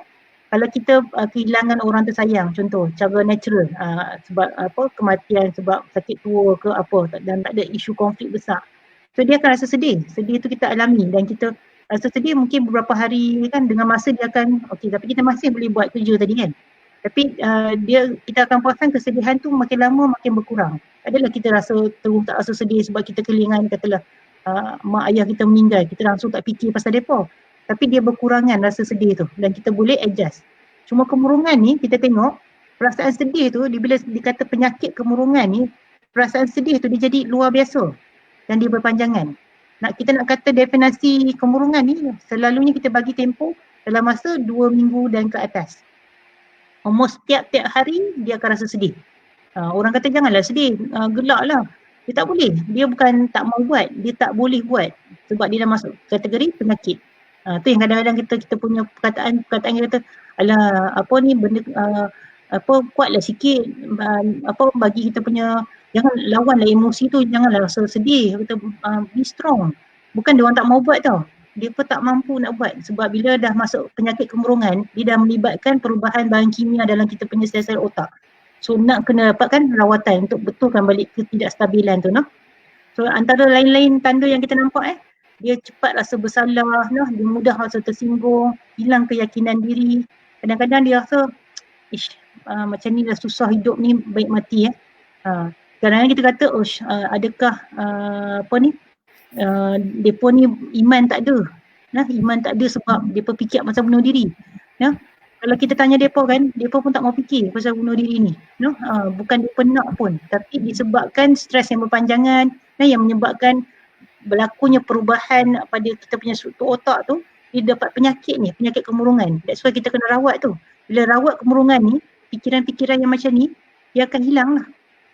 Banyak kes yang main kat kita, dia main kata dia memang tak mau hidup dah ni, dia rasa macam tak mampu. Kalau yang teruk kita akan masukkan ward, yang kita rasa boleh ada support dan masih boleh kontrol lagi, kita panggil suicidal thoughts dapatkan rawatan, kita tengok kerap, kadang-kadang 2-3 hari sekali ataupun seminggu sekali, dan kita akan minta staff kita untuk yang kes-kes yang teruk untuk call tiap-tiap hari tanya khabar. So kita nak kata kemurungan ni, penyakit ni, kita jangan macam nak kata, kadang-kadang ni saya punya pesakit punya feedback balik lah. Bila ada mengatakan, awak ni, kita ni orang Muslim lah. Kita orang Muslim, kenapa fikir pasal nak bunuh diri? Tak boleh tau dalam Islam. Memanglah orang tu pun tahu sebenarnya. Tak perlu sebut benda tu, orang tu tahu. Tapi bila ada kawan-kawan yang mengatakan macam tu, dia jadi lagi sedih. Sebab dia dah tak boleh nak hilangkan perasaan tu. So, macam seolah-olah dia pula bersalah untuk memikir benda tu. Sebenarnya benda tu datang disebabkan perasaan penyakit kemurungan tu, dia akan main. Dia kait apa kata, dia boleh berlaku tanpa dia nak pun. Itu kita kena faham, bila bukan kata dia saja nak fikir. Itu yang saya nak share jugalah keluhan pesakit-pesakit saya. Bukan senang sebenarnya bila ada penyakit kemurungan ni. Antara faktor-faktor lain yang kita tengok, kadang-kadang berat badan turun, dia susah nak tidur malam, kerja pun boleh silap, kadang-kadang rasa putus asa, cepat rasa bersalah. So antara ni yang kita kena tengok, ada tak mangsa-mangsa gangguan seksual ni, ada tanda-tanda ni. Kalau ada, cepatlah bawa untuk rawatan, sebab kita tak mahu sampai peringkat kita pula kehilangan dia. Bila dia fikir, baik mati dah. Okay, seterusnya penyakit lain yang boleh jadi disebabkan gangguan seksual ni, kita panggil penyakit mental yang berkaitan. Kita rasa penyakit gelisah yang terlampau atau teruk. Anxiety ni dia boleh jadi normal, biasa.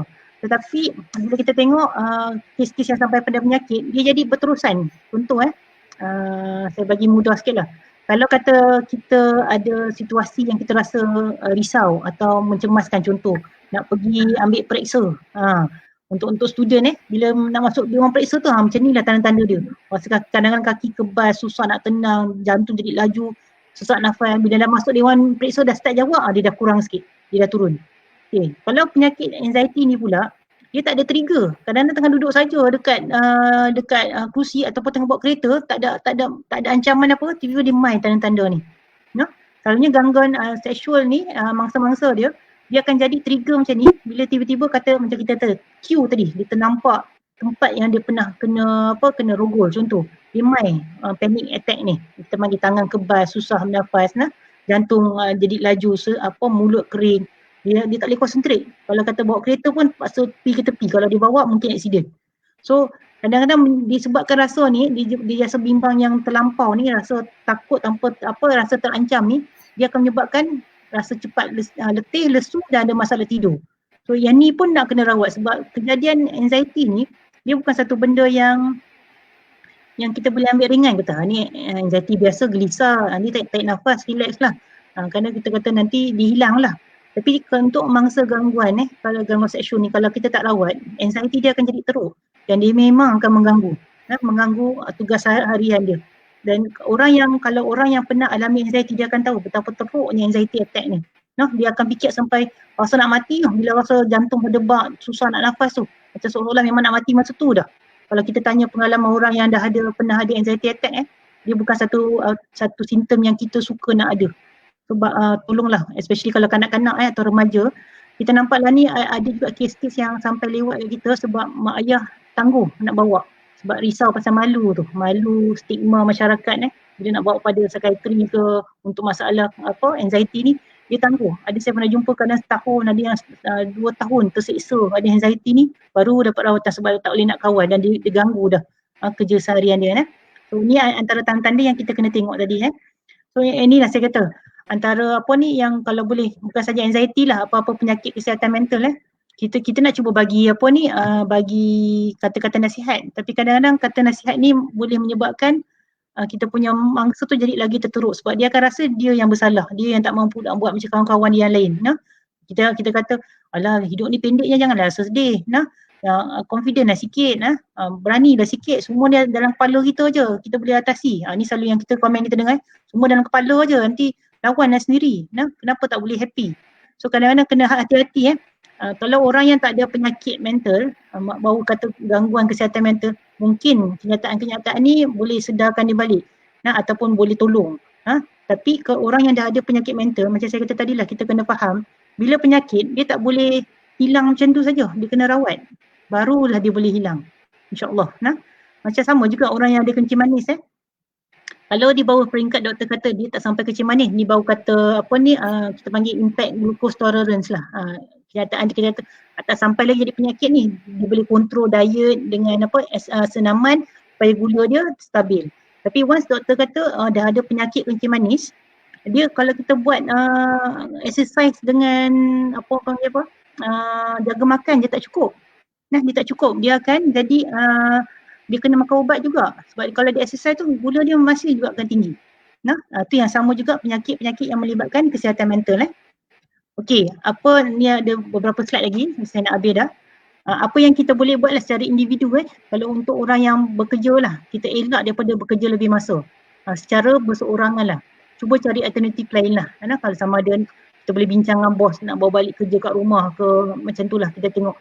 Dan pastikan kalau kita duduk bekerja di tempat tu, kehadiran kita diketahui orang lain. Ada security guard ke, bos kita tahu ke, kita punya, kalau kita dah berkeluarga, beritahu pasangan kita ke kata kita ada kat sini sekian-sekian. So orang tahu kita kat mana. Satu lagi yang kita tengok dari segi individu dia berkait dengan faktor penyumbang tadi cara pemakaian. Kita cubalah cari pemakaian yang kurang menjolok mata. Cara sopan dan sesuai dengan keadaan. Bukan apa, ini mengurangkan risiko pada diri kita sendiri, nak jaga diri kita sendiri. Kalau kita tengok kan konsep Islam yang kita tengok, kenapa kita berpakaian menutup aurat sebab kita nak jaga diri kita sebenarnya, wanita ni.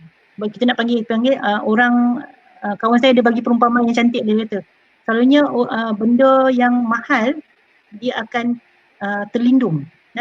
Benda yang biasa dia terdedah macam tu. So kita nak kata kat diri kita antara orang yang memang Allah Islam dah naikkan wanita ni orang manusia yang sangat precious, yang sangat terlindung. That's why Islam menjaga kita sebenarnya dengan ada cara-cara pemakaian yang sesuai. So lagi satu kita tengok gaya komunikasi dan perilaku. Kadang-kadang kita menjaga, kadang-kadang kita rasa kita macam bergurau. Kita rasa bergurau, tapi kadang gurauan kita tu boleh disalah ertikan oleh pelaku. So dia akan rasa kita ni syok dengan dia, bergurau dengan dia. So kena jaga, hati-hati. Memang kita kata konteks yang kita ni ada personality yang menarik. Kadang-kadang kita tak perasan, kita bergurau, simbang, ramah dengan dia. Tapi dia anggap benda tu sebagai satu signal untuk dia buat tindakan yang lebih lanjut. So kena hati-hati So kalau individu yang dah mendapat gangguan seksual ni jadi asertif satu, kita terus terang dengan pelaku tu, kata kita tak suka pada peringkat awal. Kita tak suka kata dia buat macam ni dekat kita. Kita tak suka dia main dekat ke cakap benda-benda yang lucah. Dan kita bagi tahu pada kawan-kawan lain agar dia persedar benda tu berlaku. Dan kalau dia teruskan juga, kita kena berani tampil ke depan, adukan gangguan seksual kita. Kalau kita di tempat kerja, pihak atasan ke pengurus sumber manusia lah. Kalau kata dekat rumah, beritahulah dekat mak ayah ataupun kat sekolah dengan cikgu-cikgu kita dan bawa pada bahagian kata polis ke ke hospital untuk dapatkan bantuan seterusnya.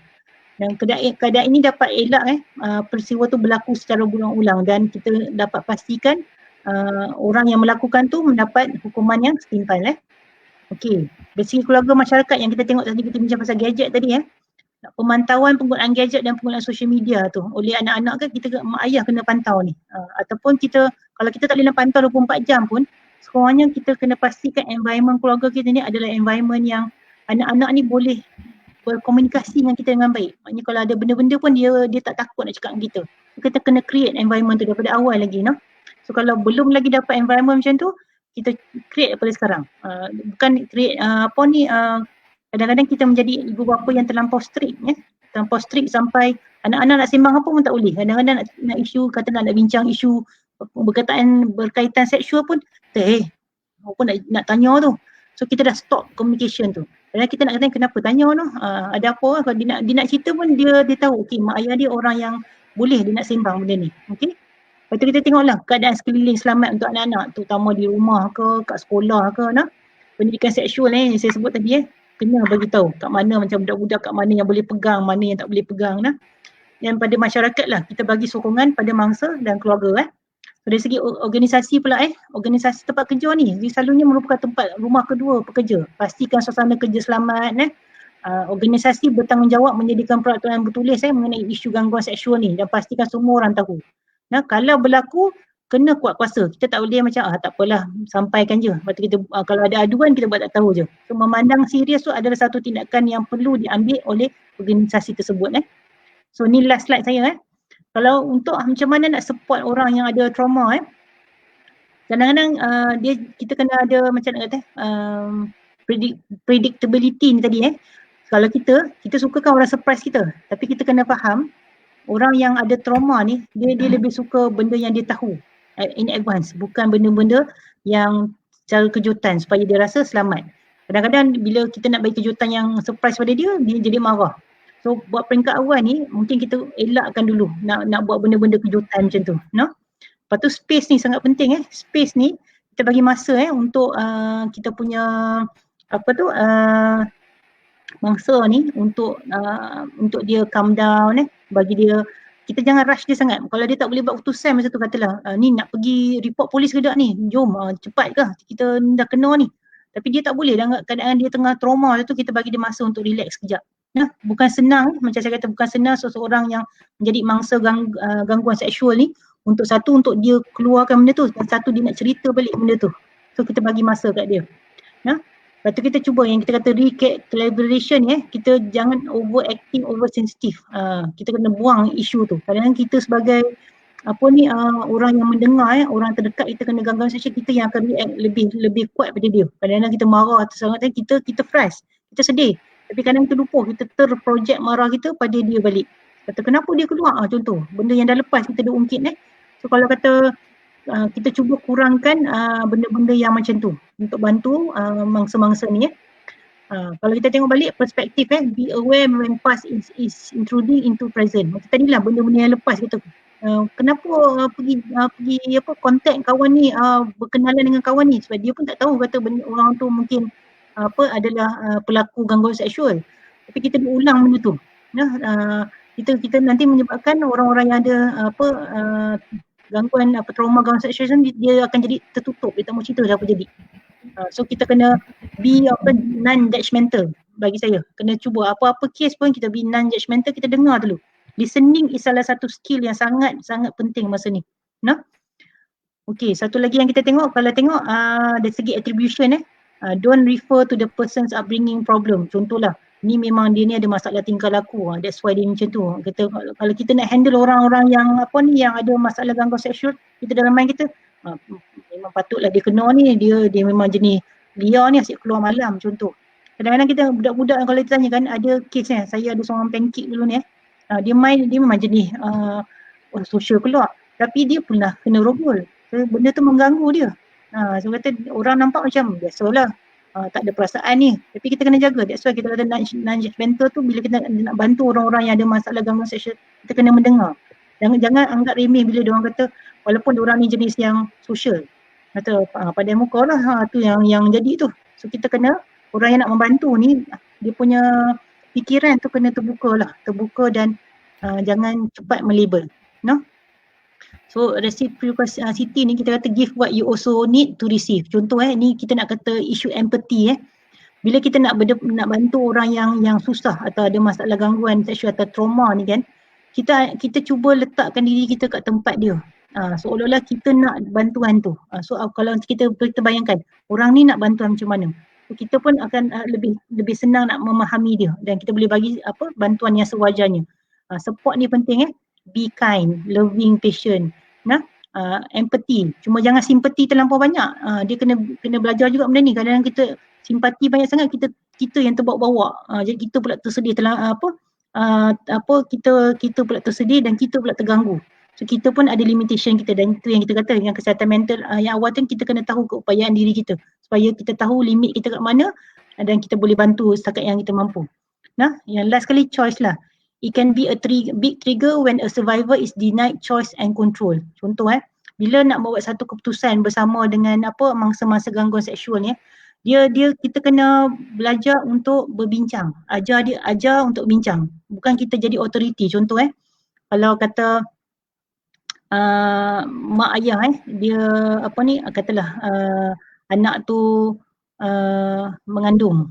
Lepas tu anak ni memang kata atau kata dia nak teruskan kandungan tu. So kita awal kata tak boleh gugurkan, tak boleh bincang pun. Saya tak mau anak ni, tak mau terima dalam keluarga. So kadang-kadang benda tu pun menyebabkan orang yang ada masalah gangguan seksual ni tertekan. Sebab dia tahu kadang-kadang bila nak buat keputusan nak menamatkan nyawa baby ni bukan ada salah dia.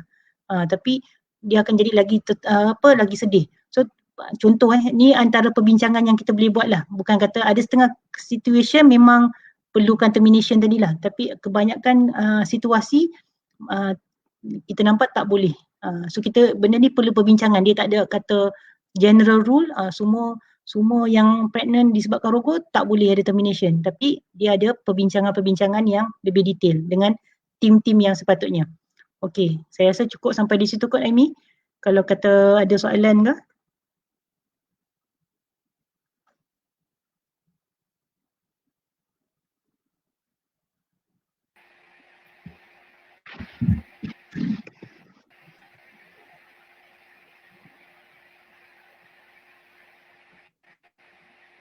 Okay, Doktor, saya nak bacakan soalan dari penonton. Dari Puan Bahirah Ramzan. Kes zina tak termasuk dalam data ke kalau gangguan seksual ni? Macam mana kes zina? Kes zina tak termasuk dalam data ke kalau gangguan seksual ni? Dia kalau kata gangguan seksual ni, kalau zina dia dari segi ikut kebenaran tadi. Kalau kata dia rasa benda tu adalah bukan macam mana kata, kalau kita definisi awal tadi kalau kita rasa benda tu dua pihak bersetuju dan bukan merasa benda tu satu gangguan, so dia bukan gangguan seksual, kecuali kes kanak-kanak. Nah, kanak-kanak ni kalau kata bawah 18, dia walaupun dia setuju untuk bersama dengan pasangan tu, tapi sebabkan bawah umur, dia masih dikira gangguan seksual. Boleh ke, Amy? Boleh. Untuk cuma zina ni dia akan gangguan zina ni dia akan ada kategori lain pula dari segi dia punya perbincangan undang-undang dia, terutama dari segi hukum Islam lah. Tapi dari segi kita nak charge dia untuk gangguan seksual tu, dia tak termasuklah dalam zina tu. Satu lagi kalau kata kes yang kita pernah nampak, kes yang dia boleh menyebabkan pekerjaan kes sesama tempat kerja. Contohlah kata suami kawan ni dia kacau, dia ada berzina ke atau melakukan hubungan sulit dengan kawan tempat sekerja tapi isi orang. So yang ni dari segi majikan boleh ambil tindakan dan boleh ada dia punya undang-undang yang berkait lah. Okay, Amy. Itu kalau yang sepaham saya lah, kalau saya silap minta maaf lah. Dari Dr. Hafizah Saleh, salam doktor. Sebagai pakar sekretari, boleh share pandangan doktor tentang pemilikan handphone di kalangan remaja, terutamanya had umur dan lain-lain. Okey, ini soalan yang bagus Dr. Hafizah. So kalau kita tengok ni, pemilikan handphone ni salah satu benda yang kontroversi sekarang ni. Kalau kita tengok, kalau tak ada remaja, tak ada handset pun, masalah juga. Sebab kalau kita tengok, terutama masa PKP ni kan, kebanyakan tugasan sekolah memerlukan gadget. Kalau kata kita nak harapkan mak ayah untuk berada di rumah untuk tugasan-tugasan macam kerja-kerja sekolah kan, memang kita tak mampu. So kebanyakan remaja akan ada handset ataupun katalah laptop ke apa yang menyebabkan kita nak kata tak boleh langsung pun tak boleh juga. So kat situ yang kita nampak dari segi pemantauan gadget tu, sangat penting. Sebab kalau kata ada setengah kawalan yang diperlukan lah. Contoh kita rasa saya tengok di Jepun, di Korea dia buat satu peraturan di mana semua internet ditutup pada sekian-sekian masa. Kalau tak silap saya. Dan itu kita ada salah satu topik perbincangan lah. Sama ada di Malaysia boleh buat ke tak, saya tak pastilah. So tu satu cara untuk kita nak kurangkan penggunaan social media yang berluasa lah. Terutama di luar di tengah malam dengan malam tu. Dari segi umur ni kalau ikutkan kita kuranglah galakkan yang kecil-kecil, terutama sekarang ni kalau kita nampak pattern mak ayah sendiri mak ayah bila dia bawa anak-anak yang kecil-kecil, kadang-kadang bawa umur yang sekolah rendah, kadang-kadang budak 4 tahun, 5 tahun pun dah kalau kita perasan mak ayah akan bagi bila dia orang tengah sibuk, dia tak boleh nak layan anak, so dia bagi phone tu dekat anak-anak dia untuk untuk distract budak-budak tu. Kadang-kadang benda biasa pun, tengok Upin Ipin ke, tengok apa-apalah yang kita kata boleh menyebabkan budak-budak tu tertarik dengan menengok telefon. Cuma saya share satu pengalaman sahabat saya lah, dia pakar psikiatri kanak-kanak dan remaja dia pernah share satu kes lah.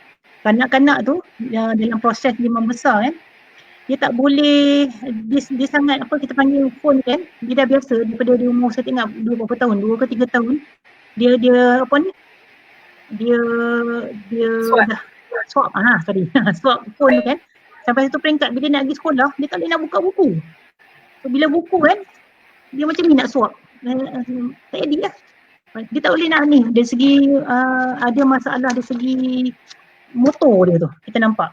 So kita kena tengoklah tahap kesesuaian nak bagi anak-anak phone. Kalau nak bagi pun limitkan, macam saya kata tadi lah, kita tak boleh nak kata tak boleh langsung, tapi kita limitkan lah berapa minit yang boleh. Kalau boleh kita ada bersama dia.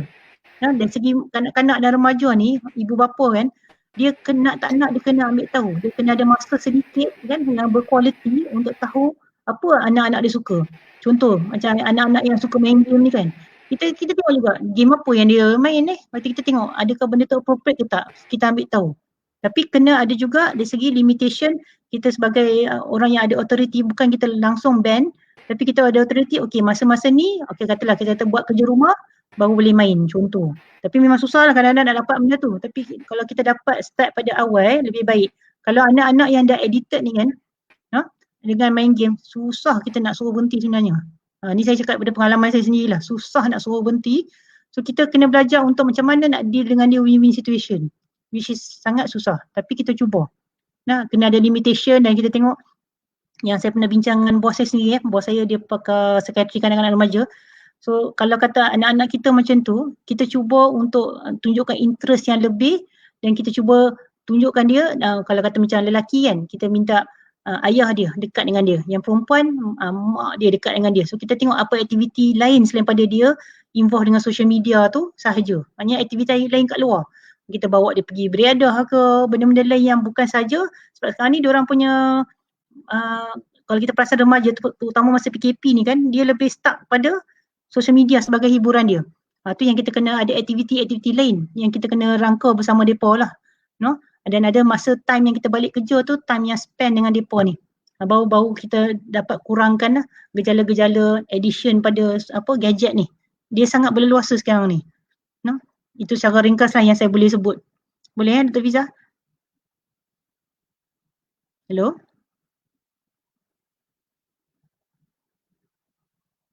Ada lagi ke?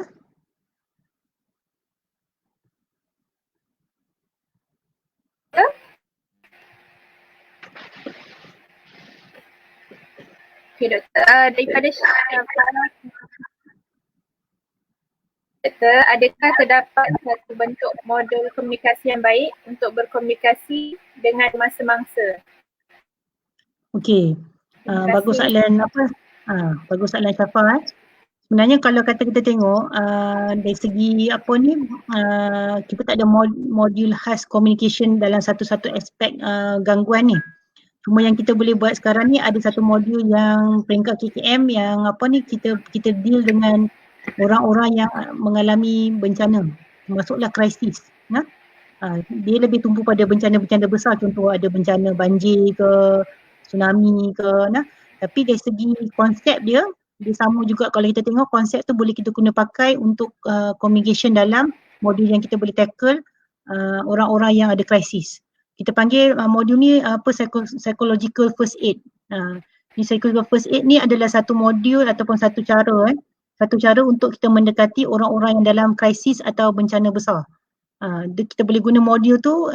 KKM tengah rangka yang terbaru, yang modul tu belum keluar lagi sepenuhnya, dan yang grup yang merangka tu adalah grup PEACE lah, kita panggil.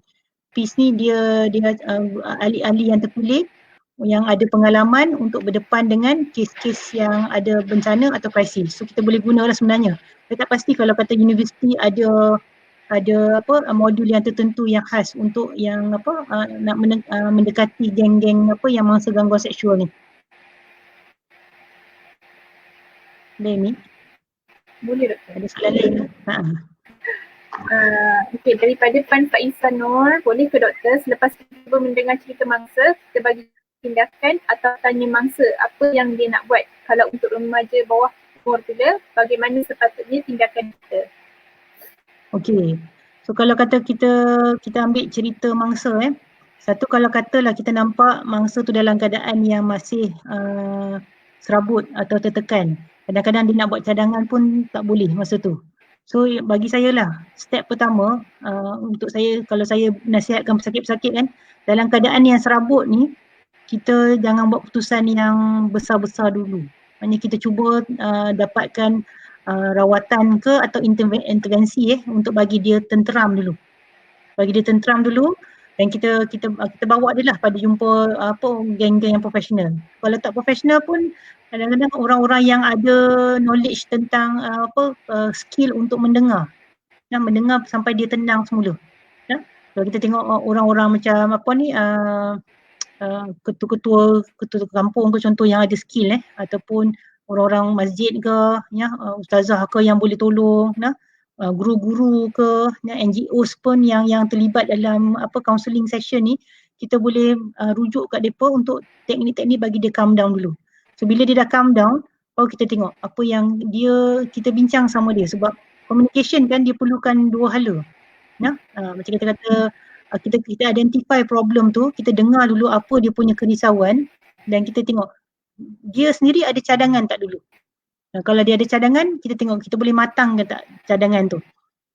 Kalau kata kita rasa ada yang cadangan lebih baik, kita bincang dengan dia. Tapi at the end of the day, mangsa dia yang kena buat laporan tu sendiri sebenarnya. Ada setengah kes dia tak main lapor, dia tak pergi melapor dulu. So dia main jumpa doktor dulu untuk gangguan emosi dia dulu. Itu pun tak ada masalah. Maknanya kalau kita akan bincang, maknanya rawat dulu dan dia tengok dia nak lapor ke tidak.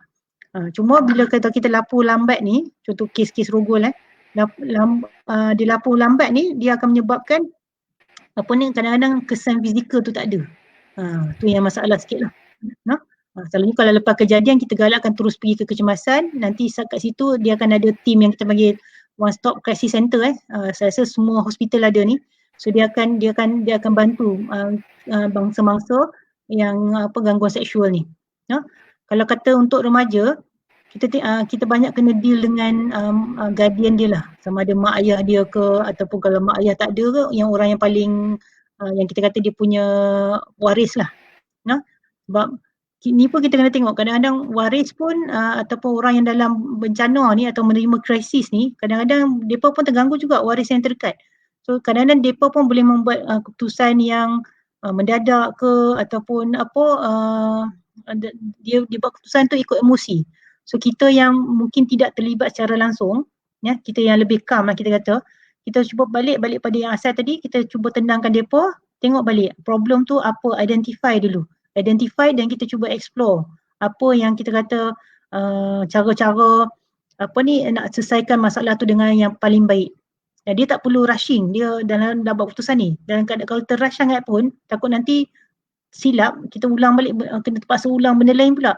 So kita take some time. Tapi take some time tu pun bukanlah dalam masa yang sampai berbulan-bulan, bertahun-tahun. Maksudnya dalam hari tu juga kita bagi dia, yang penting kita calmkan dulu. Yang penting kita nak kata assurance pada mangsa dia dah selamat. Itu yang kita perlu buat dulu. Dia dulu. dalam keadaan safety pesakit tu dulu yang kita kena utamakan sebenarnya, dan baru tindakan-tindakan yang selanjutnya. Boleh kan Izzah?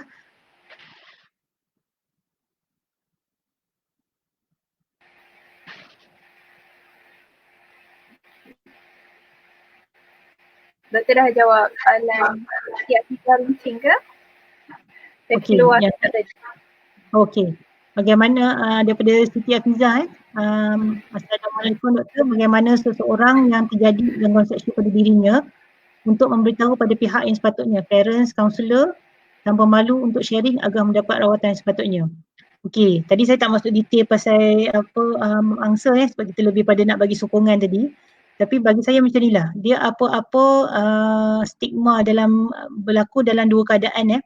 Satu stigma tu datang pada luar. Satu lagi stigma daripada dalam diri pesakit tu sendiri. Untuk orang yang ada masalah gangguan seksual dia kalau stigma pada dia tadi, dia akan rasa malu, sedih, pelbagai macam mana dia nak bagi tahu benda ni. Itulah stigma yang menghalang dia daripada membuat tindakan selanjutnya. Dia kena faham benda tu dulu. Itu adalah stigma yang buat dia rasa teragak-agak untuk report. Tapi sebenarnya kalau kita tengok balik, adakah kita boleh menyalahkan diri kita semata untuk kejadian tu? Kejadian tu contohlah kata kes rogol. Katalah kebetulan kita salahkan diri kita sebab kita kerja lambat masa tu, kita duduk sorang-sorang dalam bilik, tak bagi tahu siapa-siapa. Kita kena rogol. So kita pula menyalahkan diri kita dan kita risau. Kalau kata kita report ni, orang akan kata kita pun salah juga. Tu antara stigma yang berkaitan. Tapi sebenarnya yang penting masa ni kan kita nak tengok balik, gangguan seksual tu, satu kita kena faham dia adalah perbuatan yang salah oleh pelaku. Tak kira lah kita pun ada salah dari segi kita duduk sorang ke ataupun keadaan kita yang menyebabkan pelaku tu boleh mai serang kita ke, itu benda yang kita tak tahu, boleh jadi pun. Tapi yang penting kita gunakan kita faham benda tu dan kita laporkan, dan tujuan kita lapor tu sebab apa? Satu, kita nak untuk diri kita, kalau kita dah ada kesanan emosi yang teruk dan dia akan mengganggu kehidupan kita dalam jangka masa panjang kalau kita tak dapatkan penilaian dan rawatan yang sepatutnya. Dan itu lagi teruk sebenarnya daripada kita tak lapor. Atau kita duduk diam saja, sebab dia orang akan kata kenapa dia ni macam ni. Dan kita sampai bila orang tak lapor, diam je. Tapi dari situ dia akan beri kesan yang jangka panjang pada kita. Orang yang gangguan seksual, dia sampai fikir, saya ada satu kes dia masa kecil dia kena. Sampai lah dia kata, doktor, I do not want to get married. Saya tak suka orang lelaki. Dia akan jadi agresif pada setengah orang lelaki yang dia nampak seakan-akan bersifat macam pelaku. So jadi sampai dia jumpa saya tu masa dia dah umur sekarang ni berapa? Saya rasa 20-an kot. Tapi dia kesan masa kecil. Tapi bila mak ayah dia bawa mai tu dah lambat kan, kita nampak dah efek tu. Dia kalau mai jumpa saya pun pakai baju hitam. Tak nampak, dia kata you cannot change my mind doktor. Saya memang macam ni, saya suka benda yang gelap. I'm hopeless. Nampak dia salahkan diri dia. Sebenarnya kalau kita rasakan, kalau kita dapat dekati dia awal masa dia kecil tu, mungkin dia tak jadi individu yang banyak menyalahkan diri sendiri. So kalau kita tengok balik kan Siti, kalau kita tak report kan, kalau kita takut, kita tengok balik kesan masa jangka panjang, kita nak yakinkan ni, kalau kita tak buat, gangguan tu akan jadi lagi teruk sebenarnya. Kesan impact gangguan tu lebih teruk daripada perasaan malu tu. Ni kita kata malu yang sebenarnya tak berapa tepat pada keadaan tu. Tu lebih baik sepatutnya. Dan kalau kita tengok ni banyak channel. Kalau kita tak boleh nak cakap pada mak ayah kita sendiri atau guru kita, macam saya kata tadi lah, banyak NGO lah ni. NGO yang kita ada sediakan talian, kita call je. Call tanya macam mana nak dapatkan bantuan ni dan kita akan bantu. Macam mana nak guide kita macam mana. Boleh Siti? Ada lagi soalan ke? Terima kasih doktor. Saya rasa itu sahaja soalan daripada pendengar. Apa-apa tekanan akhir sebelum kita akhiri talk kita pada hari ini? Yang last kali saya harap apa yang saya minta maaf lah kalau ada penyampaian yang tidak jelas ke cuma saya harap-haraplah yang mangsa gangguan seksual dia berani untuk menampilkan diri, untuk buat aduan, dan yang penting kalau ada kesan-kesan psikologi yang ada pada diri dia, dapatkanlah pemeriksaan dan penilaian dan rawatan yang sewajarnya. Dan untuk masyarakat bantulah depa. Sebab kalau kita tak bantu, siapalah nak bantu depa. Dan dia akan mendatangkan kesan juga pada masyarakat bila depa tak boleh berfungsi dalam masyarakat. Menyebabkan sedikit banyak contoh macam kerja kan terjejas, ekonomi kita pun syarikat tu pun akan atau organisasi tu pun akan terjejas juga. Boleh Okay, Amy. Terima kasih Dr. Idiawati, penerangan yang saya kira sangat menyeluruh itu tadi. Bukan sahaja untuk sakit gangguan, dia untuk orang yang ada penyakit mental juga lah. Sebelum kita akhiri talk kita pada hari ini, kita hayati surah Al-Ma'idah ayat 2. Bismillahirrahmanirrahim. Wa ta'awanu 'alal birri wat taqwa wa la ta'awanu 'alal ithmi wal 'udwan wattaqullaha innallaha syadidul 'iqab. Dan hendaklah kamu bertolong-tolongan untuk membuat kebajikan dan bertakwa, dan janganlah kamu bertolong-tolongan pada melakukan dosa maksiat, dan bertakwalah kepada Allah kerana sesungguhnya Allah Maha berat terhadap siksanya. Okey. Saya sangat menyeluruh. Bukan pesakit wa ta'awanu 'alal birri wat taqwa. Terima kasih Dr. Idiawati. Terima kasih kepada AJK pada hari ini. Terima kasih para penonton yang setia daripada awal hingga akhir. InsyaAllah topik next kita pada 7 Februari, tandakan pada kalender Sakit Tuan dan Tanda-Tandanya oleh Dr. Rosnani Zakaria. Saya harap para penonton juga dapat like, share dan follow Facebook page Gerakan Wanita Sejahtera. Saya Aini Yasmin. Maaf kekurangan majlis, masalah teknikal semua. Assalamualaikum warahmatullahi wabarakatuh. Terima kasih Doktor. Sama-sama, Amy.